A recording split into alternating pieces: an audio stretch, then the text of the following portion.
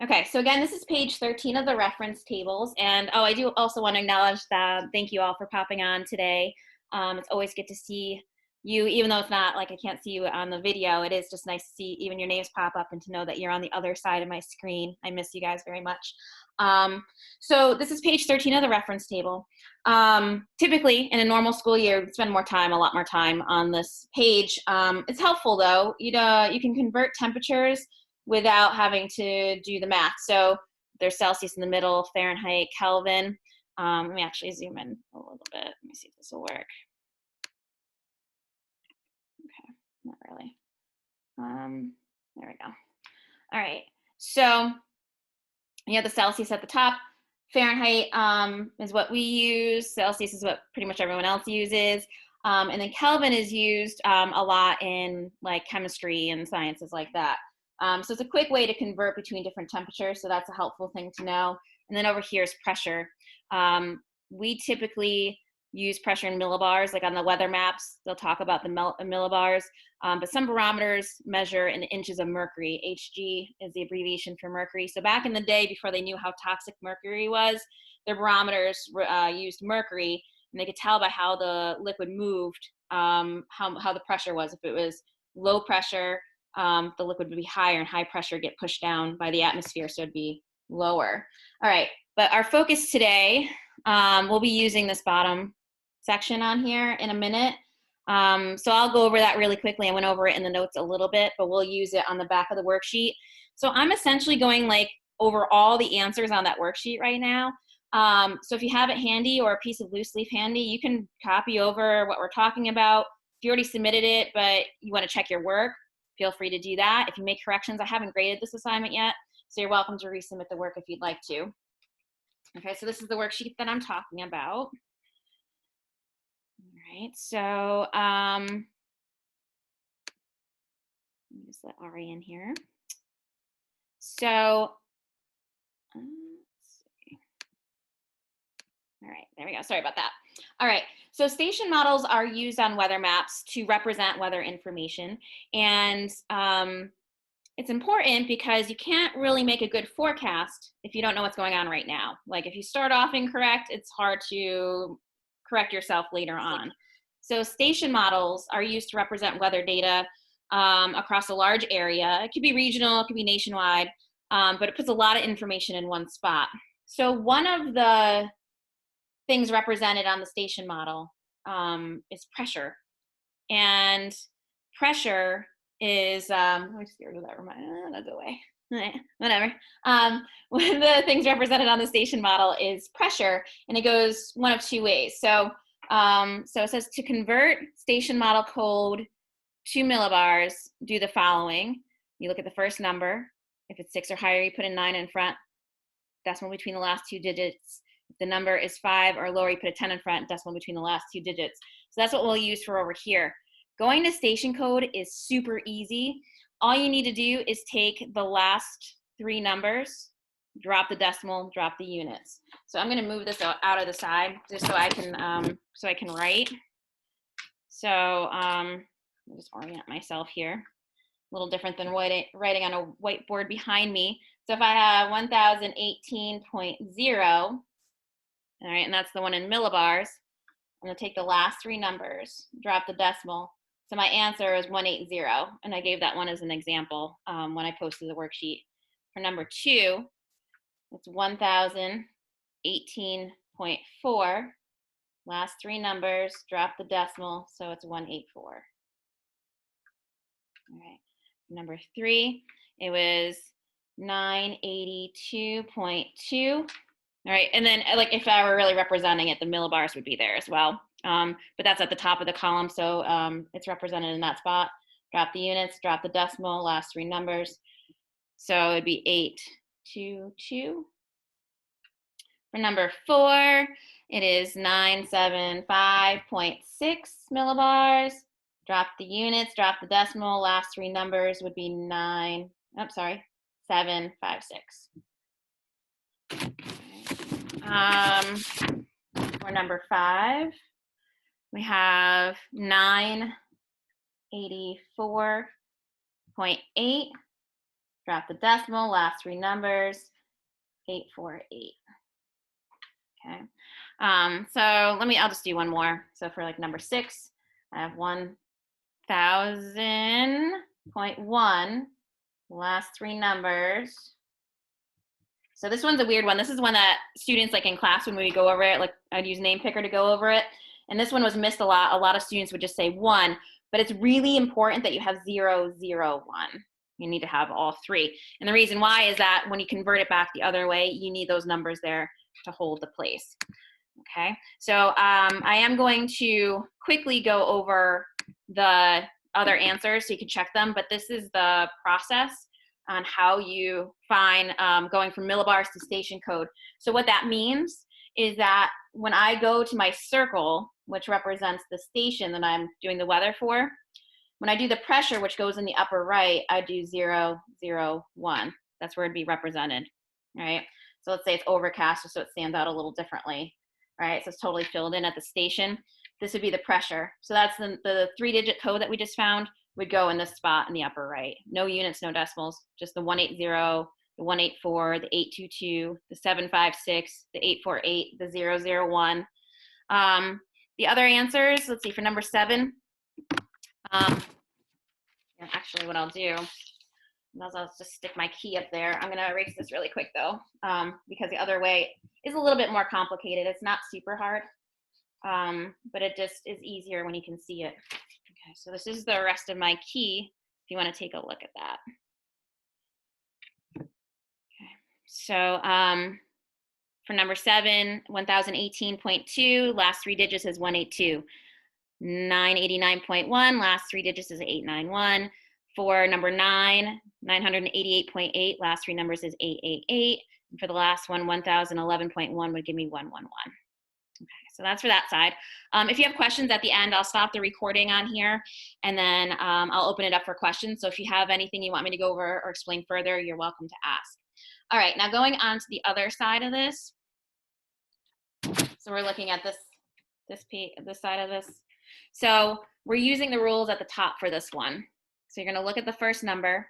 If it's 5 or less, you put a 10 in front. 6 or more, you put a 9 in front.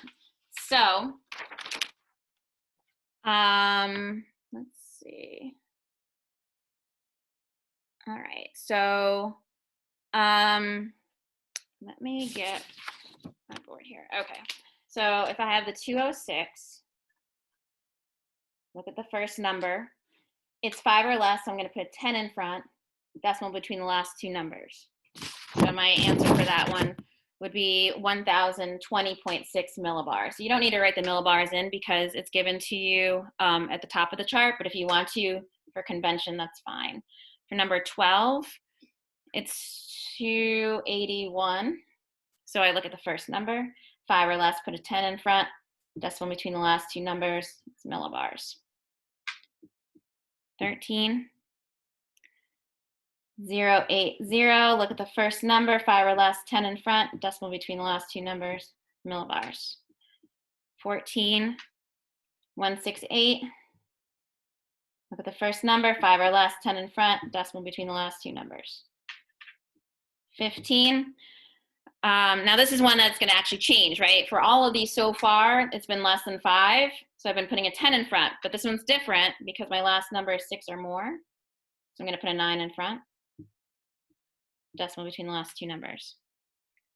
Okay, same with 16. The first number is 800, or first number is 8, so I'm going to put a 9 in front, decimal between the last 2 numbers. Okay. So I'm going to erase this part. And actually, I'm going to have 17, 18, 19, 20. Try those on your own if you haven't. But this is the method. And then if you are still stuck, I can go over it after the session. All right.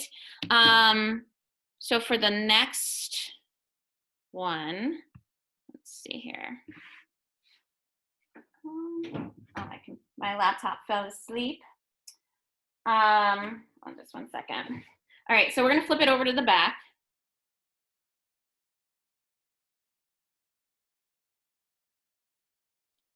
All right, so the back looks like this. Oh, I'm on the wrong spot. Sorry.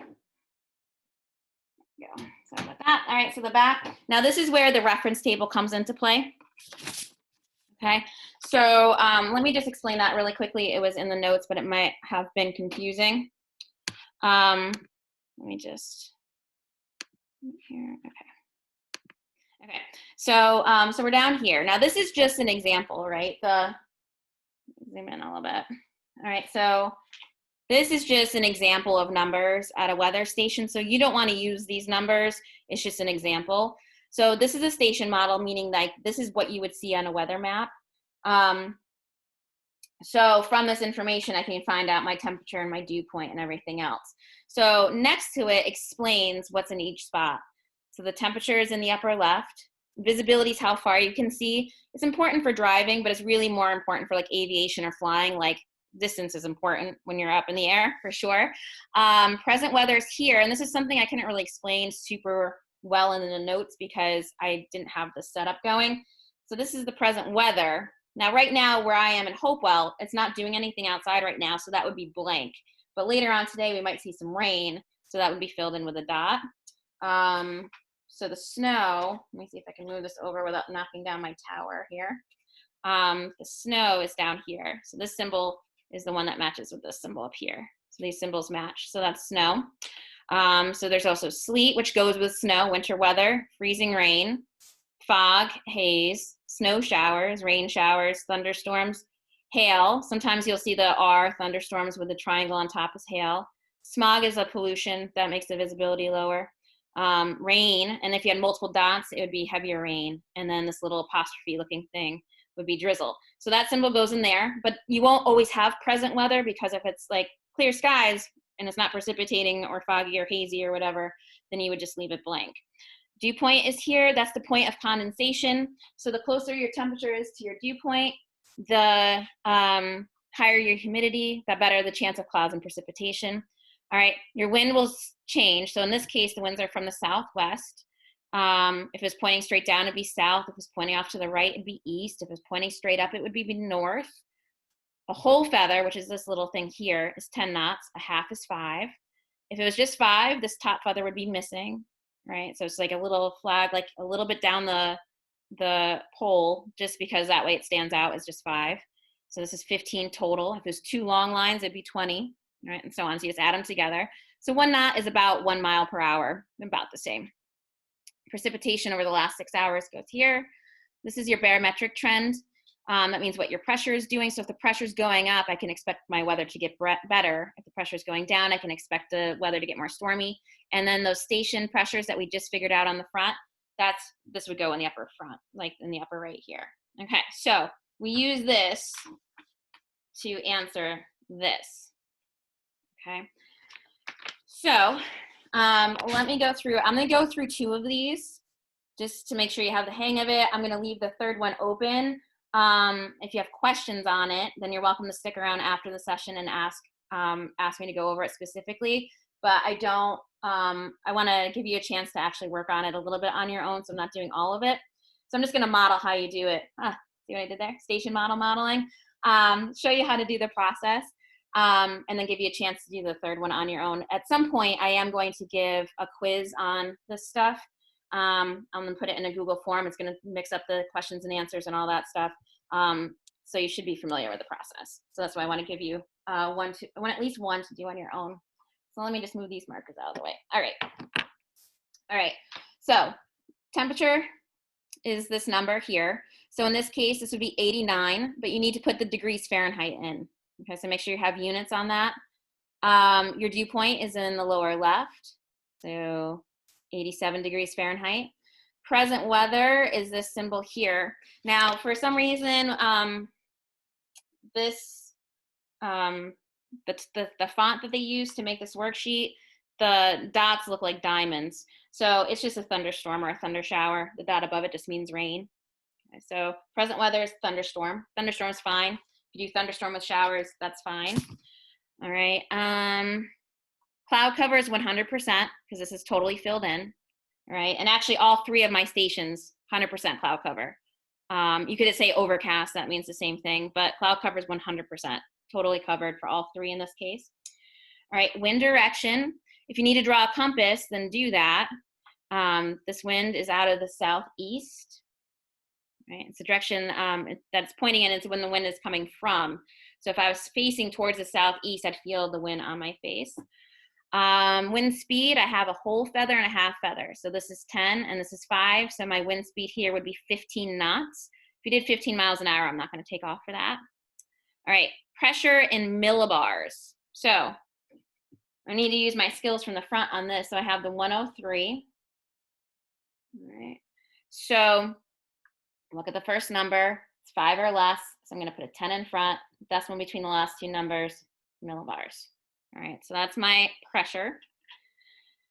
All right, and then the barometric trend is right here. They don't have any numbers there, but when it's flat like that, that means steady. That means it's not rising or falling, it's staying constant. So whatever your whatever your weather is at that time will stick around for a little while longer at least, right? Because your pressure is not changing. So it's not going to get better, it's not going to get worse, it's going to stay steady for at least the near term. Okay, so that's the first one. Let's take a look at the second one. And then again, if you have questions, I can help with the ones I didn't answer. Or if you can't make it to the session tomorrow and you need help with the surface analysis map, then I can stick around to answer questions on that. But otherwise, the session will be all done after the second example. Okay, so I'm down here, all right? And again, use your reference table, like you're using this to help like figure out what goes where. Okay, so starting here, this is my temperature. So that's gonna go here is 31 degrees Fahrenheit, dew point, also 31 degrees Fahrenheit. So what that means is my relative humidity is 100%. So the air is saturated. So it's no surprise that I have some present weather going on there. So my temperature is 31 Fahrenheit, my dew point is 31 Fahrenheit. And then based on my reference table, if I look down at the bottom, it's freezing rain. And the second dot just means that it's like a heavier freezing rain, but you don't need to worry about the intensity. But having that second dot in there just means that it's a more intense like amount of freezing rain.